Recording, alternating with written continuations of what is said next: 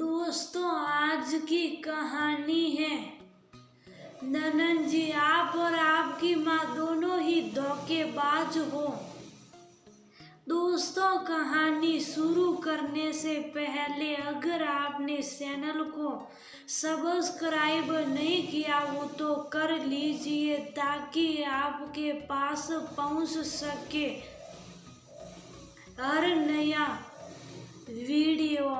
सुबह से घर में शांति थी। घर की मुखिया सुलोचना जी अपने कमरे में बैठी बैठी माला जप रही थी। मुंह से तो राम राम जप रही थी, लेकिन आंखें तो मोटे मोटे चश्मे में से बहू के कमरे के दरवाजे की तरफ जाग रही थी। देखने वालों को प्रतीत हो रहा कि अम्मा जी पूजा पाठ कर रही हैं, भगवान का नाम ले रही हैं, पर सच्चाई इससे परे थी। मन ही मन कूंद रही थी कि आखिर बहू कमरे में से बाहर क्यों नहीं उठकर आई। जाहिर सी बात है कि जिस घर में बहू घर को संभालती है उस घर में यदि एक दिन भी बहू देर से उठे तो सबका दिमाग ठनक जाता है। और इस समय तो बहू रोज रसोई में लग जाती थी। जैसे ही अम्मा जी अपनी पूजा पाठ खत्म करती थी, बहू उनके सामने नाश्ता और चाय हाजिर कर देती थी। पर आज तो उसकी उम्मीद बिल्कुल भी नहीं थी, क्योंकि बहू उठकर रसोई में अभी तक आई नहीं थी। पता नहीं, शायद कल की बात मन पर लगाकर बैठ गई। हाय राम, अगर ऐसा हो गया तो मेरा तो इस घर से पता ही कट जाएगा। जब अपने ख्याली घोड़े को लगाम नहीं दे पाई तो माला एक तरफ रखी और उठकर घर में टहलने लगी। 2-3 बार कोशिश भी की कमरे का दरवाजा खटखटा दूं, पर हिम्मत नहीं हुई। कल रात के हंगामे के बाद कहीं सुबह सुबह फिर हंगामा न हो जाए। तभी घर का दरवाजा खुला। घर की बहू नताशा ने घर में प्रवेश किया। उसे बाहर से अंदर आता देखकर सुलोचना जी से रहा भी नहीं गया। उन्होंने उसी वक्त पूछा, सुबह सुबह बाहर कहाँ गई थी। नताशा में एक नजर उन पर डाली। उसका उन्हें जवाब देने का बिल्कुल भी मूड नहीं था, पर फिर भी बोली, मम्मी के पास गई थी। इतनी सुबह सुबह अपने मायके जाने की क्या जरूरत पड़ गई। 2 कॉलोनी छोड़कर ही मायका है तो इसका मतलब ये नहीं कि जब शाम मुंह उठाकर चल दिए, वो भी मुझसे बिना पूछे मेरा बेटा या नहीं है। तो क्या हुआ, अभी तो मैं घर में बैठी हुई हूँ, सुलोचना जी ने तुनकते हुए कहा। तो नताशा ने जवाब दिया, इस घर में वैसे भी हर काम बिना पूछे ही होते हैं, तो मुझे लगा मुझे भी आपसे पूछने की जरूरत नहीं है। ऐसा कहकर नताशा अपने कमरे में चली गई। सुलोचना जी का मुंह फूल गया और वह अपने कमरे में आकर बैठ गई। लेकिन जब काफी देर हो गई और नताशा अपने कमरे के बाहर नहीं निकली तो अम्मा जी खुद ही रसोई में चाय बनाने चली गई। बर्तनों को जानबूझकर जोर जोर से पटकती हुई चाय बनाने लगी कि नताशा को भी आवाज सुनाई दे कि वह रसोई में काम कर रही है। चाय पूरी बन गई, लेकिन नताशा बाहर निकल कर नहीं आई। इधर नताशा अपने कमरे में अपना सामान पैक कर रही थी। सामान पैक करते करते उसे अभी भी यकीन नहीं हो रहा था कि उसकी सास ऐसा कैसे कर सकती है। दरअसल कल शाम को सुलोचना जी नताशा के साथ बाजार गई थी। वहीं सुलोचना जी की पायल साड़ी में उलझकर टूट गई। पास ही पहचान वाले सुनार की दुकान थी। वहाँ वो पायल को सही कराने के लिए गई। दुकानदार अंकल ने अचानक पूछ लिया, अब कैसी हालत है बिंदिया बेटी की सास की। उसके इस सवाल से सुलोचना जी और नताशा हैरान रह गई। दोनों एक दूसरे की शक्ल देखने लगी। तो अंकल ने कहा, अरे कुछ दिन पहले बिंदिया आई थी, कुछ गहने गिरवी रखवा कर गई हैं, पैसों की बहुत ज्यादा जरूरत थी उसको। कह रही थी उसकी सास की तबीयत बहुत ज्यादा खराब है, पर गहने उसके लगे नहीं मुझे।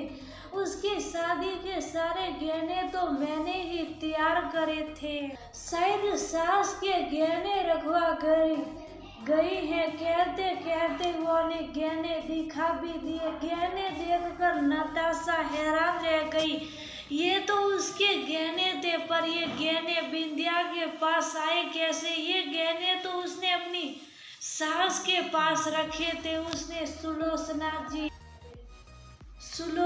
जी की तरफ देखा तो वो नजरें चुरा रही थी। घर आकर उसने सुलोचना जी से पूछा तो पहले तो सुलोचना जी टाल मटोल करने लगी, पर जब उसने कहा कि वह बिंदिया के घर जाकर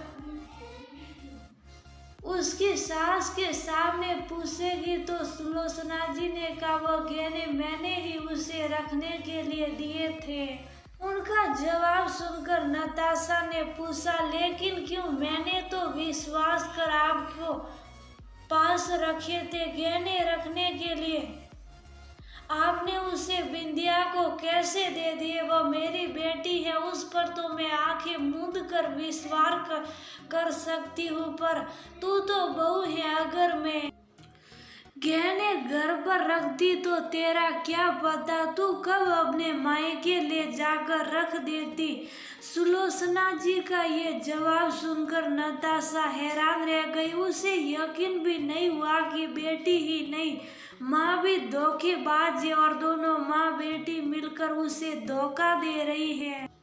ये सब याद करते करते नताशा का मन नफरत से भर उठा और वह फटाफट अपना सामान पैक करने लगी। थोड़ी देर बाद नताशा अपने बैग के साथ बाहर निकली।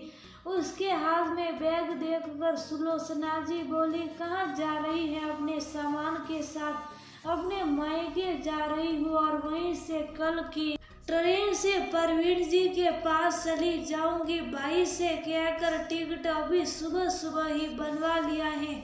ऐसे कैसे चली जाएगी? मैं तेरी सास हूँ, जब तक इजाजत नहीं दूंगी तब तक तू परवीन के पास कैसे जा सकती है? और यहाँ घर कौन संभालेगा? अम्मा जी, आपकी बेटी को कह दीजिए वह घर आकर संभाल लेगी। वैसे भी आपको बहू की जरूरत है का? मुझ पर तो आपको रत्ती भर विश्वास नहीं है। मेरे घर में रहते आपको इतना डर लगता है कि आपने मेरे और आपके सभी गहने अपनी बेटी के पास रखवा दिए। फिर भला मेरी क्या जरूरत? मैं आपके डर को दूरी तो कर रही हूँ। इतने में ससुर जी भी बाहर से आ गए। उनके हाथ में एक बैग था। उन्हें देखते ही सुलोचना जी बोली, देख लो आपकी बहू की हरकतें, सुबह सुबह बैग पैक करके अपने मायके जा रही हैं। हमारी तो यही इज्जत है, घर में पूछना भी मुनासिब नहीं समझते लोग। बहू तुमसे पूछ कर करेगी भी क्या? तुमने पूछने लायक स्थिति रखी है क्या? शुक्र करो कि शुभ साफ अपने पति के पास जा रही हैं, ज्यादा हंगामा नहीं कर रही हैं, पर तुम्हारे धोखे की सजा तुम्हें तो मैं जरूर देकर रहूंगा। मैं बिंदिया के पास से तुम्हारे गहने लेकर आ चुका हूँ। अगर तुम्हारी बेटी बहू के गिरवे रख गहने छुड़वा ले तो ठीक है, अन्यथा तब तक तुम्हारे सारे गहने तुम्हारी बहू के पास ही रहेंगे। अपने पति की बात सुनकर सुलोचना जी बोली, आप ऐसा कैसे कर सकते हो?